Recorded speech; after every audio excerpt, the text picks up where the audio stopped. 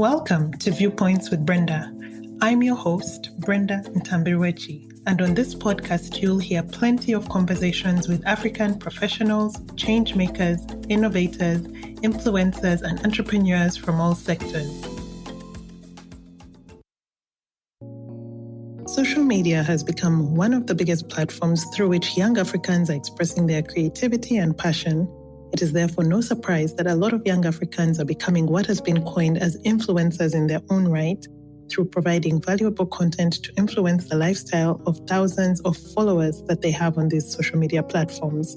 Some of our young African influencers have taken on content creation as a full-time job, while others have maintained 9-to-5 jobs and have to strike a balance between creating content to express their passion and their very demanding jobs. Today, I'm joined by somebody who falls in the latter category. Miranda Kabatsi Muzora is a lawyer, a skincare enthusiast, and an influencer with thousands of followers on her Instagram page at mimik_beauty. She is based in Uganda and practices with one of the premier law firms, Kampala Associated Advocates. At Kampala Associated Advocates, Miranda is an associate in the Corporate and Finance Advisory Department as well as the Energy Department. I have to confess that I am quite excited about this conversation because I've been an avid follower of Miranda's for a while now, and I really enjoy the information that she shares on her platform. Miranda will be filling us in on her full-time job as a lawyer, her skincare hobby, and how she balances between work and content creation. I've been looking forward to this interview the whole week, so I'm pretty excited.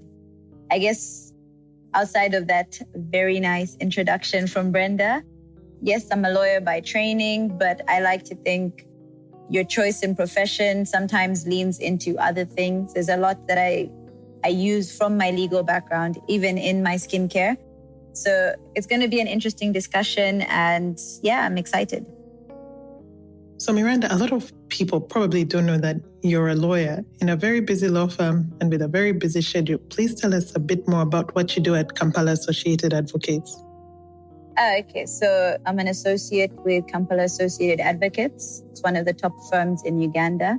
I work in the Corporate Advisory Department. So basically, I would like to say in law, there's two sides of the law. There's the people who prevent problems and there's the people who solve problems.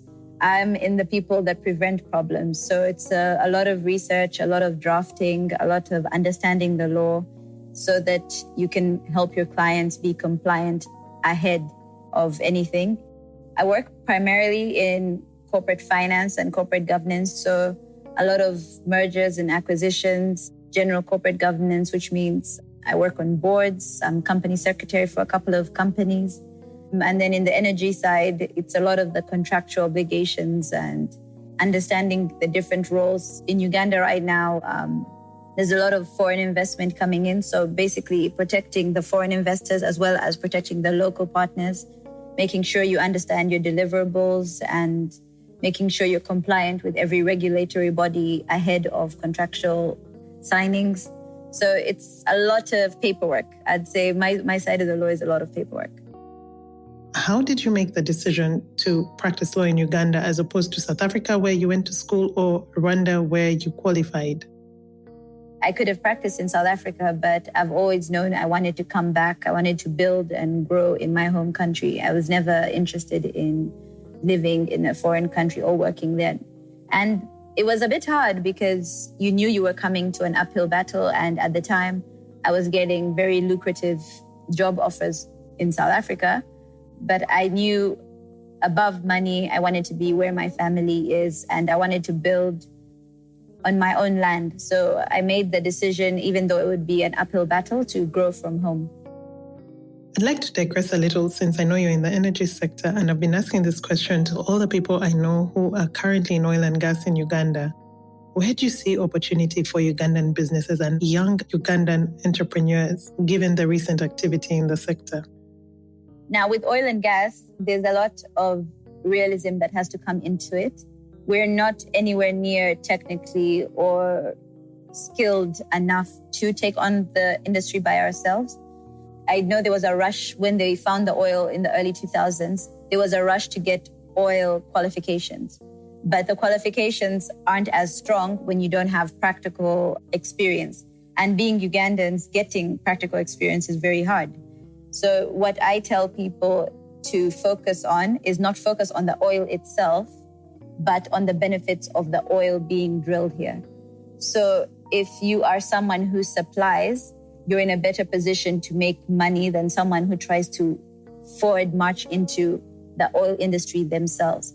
With the oil, there's going to be a need for housing, a need for catering, a need for equipment, a need for safety gear, a need for joint ventures with Ugandan companies.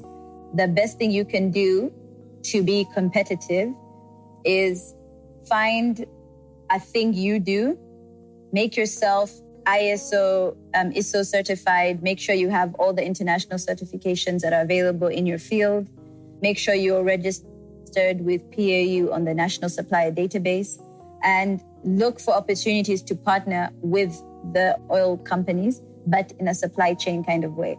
For example, I know a lot of the Chinese companies, for example, Sinopec, which is one of the main companies, as well as Sinopec that will be doing the pipeline. They prefer to rent and not own. So if, for example, you're someone and you're financially in a place to, let's say, rent to own some trucks, you can get very good revenue renting those trucks or renting SUVs to these companies that can give you revenue. So you're not working in the oil and gas, but you're benefiting from it. There will be a lot of construction, roads, the pipeline itself. If you decide to be the person who brings in the most safe shoes or goggles or helmets, or to plug yourself in as a supplier rather than a partner, there's a lot more value for you there. The law has tried to protect Ugandans a lot, to put in a lot of local content specifications. Some actual fields are ring-fenced for only Ugandans. So look at the fields that have been ring-fenced for oil and see where you can plug yourself in. Or if you're lucky enough to be connected to someone in any of the oil companies, find a way to see what is the thing they miss, the thing they're missing, something they need as a supply, and you get that in yourself, and then you can rent it or sell it to them and get yourself on their supplier list, because these are projects that you're looking at seven years. So a good contract will feed you for a very long time. And then with those resources, you can branch out and do other things. And you're benefiting from the oil, just not specifically the oil itself. Because realistically, they're going to bring in the people who they've worked with for years in different countries, the people they trust, the people who have references. So yeah, that would be my advice. Circling back to social media, Miranda, how do you balance between your busy work schedule and your passion for skincare? And I'm only asking this because the content on your Instagram is quality. I personally learn a lot from it. You obviously spend a lot of time coming up with this great content for those of us who follow you. So how do you balance this with work? I don't really struggle to balance it because at this point in time, my work comes first. Social media is hard. If you know an influencer, give them a hug, because it's really hard. It's a lot of work. And at this point in time, it's not really an industry that is lucrative. It takes a lot on your time, and your time is your money. So how I've been managing it is, before I do a video, I do a lot of research. I create my talking points and things like that. So I have a couple of videos planned, but I generally will post when I'm not under too much pressure at work, or if I have available time, because at this point it's a passion, but it's not a paying passion. So I can't jeopardize my actual paying job for this passion at the moment in time. But in time, what I've realized is you can be multifaceted. It just comes down to your planning and understanding your time and being organized. You don't have to only have one face. You're a human being with multiple interests. And for me, skincare had always been something that was really important to me. I had a skincare routine when I was 13. A lot of people, they'll say things like, I've never seen your skin bad. And I was like, well, when everyone else's skin was getting bad, I was already protecting mine. So it's protected me a lot. Loving skincare and having a love for beauty, it's always been a part of my life. I've always had a love for makeup, for skin, for hair, things like that. And yes, it gets a bit hard maybe to balance on a social aspect, because for some reason, there's a perception that if you're a lawyer, you can't care too much about things that people see as superficial. You're supposed to be a brain person and not an aesthetic person, which is not true because humans are multifaceted. The only way how I've been able to balance the two is that I just manage my time as well as possible and make sure I don't mess with my real deadlines for hobby deadlines. You've touched on this briefly, and I do agree with you that sometimes as lawyers who are female, it does feel like there's this unwritten rule or some sort of expectation that we have to be meek and understated simply because we are in a male-dominated profession. I obviously don't agree with that. And it does feel sometimes that we're not expected to have interests outside our profession or to freely express ourselves creatively, which brings me to my next question. How does it feel when you get labeled, and what do you have to say about this misconception that we as female lawyers cannot be multifaceted? I personally feel like if you're going to play to the gallery, you'll never play to your full strength. I've been called a slay queen. I actually think there was a year when I got an office award as the office slay queen. I remember that happened before, but I can't diminish who I am to make you feel comfortable.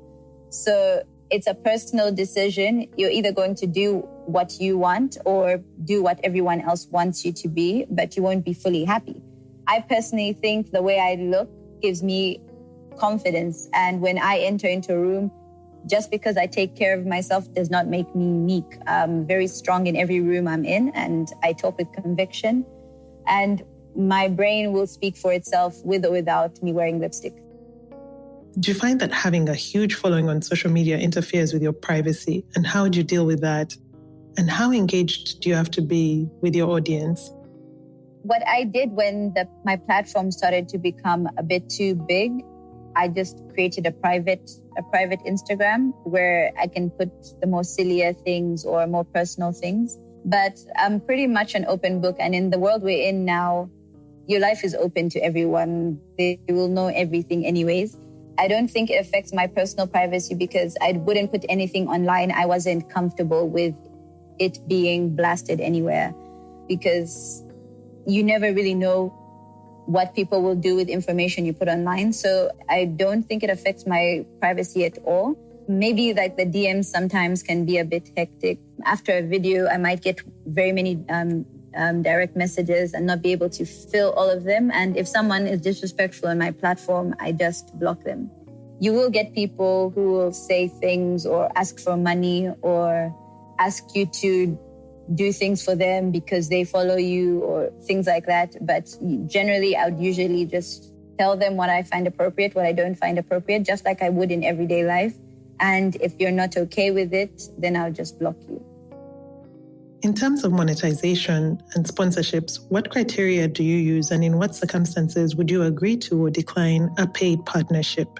Paid partnerships, it's a tricky one. I've been burnt in partnerships. My influencing is in the beauty field. So skin products are expensive, makeup is expensive. So if I take my time and make a video and I say a brand in it, if, for example, 8,000 people watch my video and even 10% of those people are to purchase from you, we're talking skincare around 100 to 120,000. If even 10% of those people purchase from you, you're making quite a huge amount of money off my content. But in Uganda, to get people to understand that value, it's really hard. Everyone thinks all you're going to do is stand in front of a camera, but it takes a lot of time to research. You have to get the video done, edited. It takes a lot of your time. It's not as easy as it would be in the first world where people respect your analytics and pay you for them. At this moment in time, I've taken a break from partnerships because I don't want to ever feel pressured to do what I like. And what I love, it will make me stop loving it. So I started this because I'd been sharing skincare advice with my friends for years. And every time I'd meet people, they'd ask me, oh my God, what do you do? What do you use on your skin? And I used to tell them, that's not really how it works. I can tell you what I use, but you need to understand your skin and then work with your skin and see what your skin likes. And then from there, during the quarantine, I started doing lives and interacting with people, and that's how my following grew. It's really hard for influencers, I think, in Uganda because they put in a lot of work for very little pay. It's very hard for you to call it a full-time profession, no matter how much you'd want to. But, the industry is growing and influencer marketing is big all over the world, and eventually we'll catch up. And then there's more seasoned influencers than me that I can lean on to understand how to price, how to develop a rate card, how to understand how long someone can use your likeness or use your videos, because that's also money that's going to keep recycling to them. It's still a learning process for me, but I'd say when you start, you need help from in the industry. So Miranda, just to pivot to skincare, you mentioned that you found this passion at 13. What got you into skincare? At the time, it was the fear of acne. Around that age, everyone's skin starts doing the most. And I was already light skinned and I just didn't want to have like the dark marks and things like that. So at the time, I started with there was like a 3-step line where you'd buy them all together, and it had the wash, the toner, and then the face lotion with sunscreen in it. And I started that from a very young age. And I think also the school I was in, a lot of the girls were very much into their skincare. They even had face massages and things like that. So even the company I was in, people cared about their skin a lot. So it made me get into it at a younger age. I was trying to be preventative and make sure I didn't get acne because I'd seen how acne had plagued people in my family before. So I was trying to make sure I didn't go down that route. What would you say are the biggest misconceptions about Black skin? So for Black people, I'd say the biggest misconception we have is that we don't need to take care of our skin against the sun. It's the biggest misconception because Black skin it's beautiful and we don't burn in a way that we feel physical pain like white people. So because you don't have pain as a deterrent, it doesn't mean you're not damaging your skin.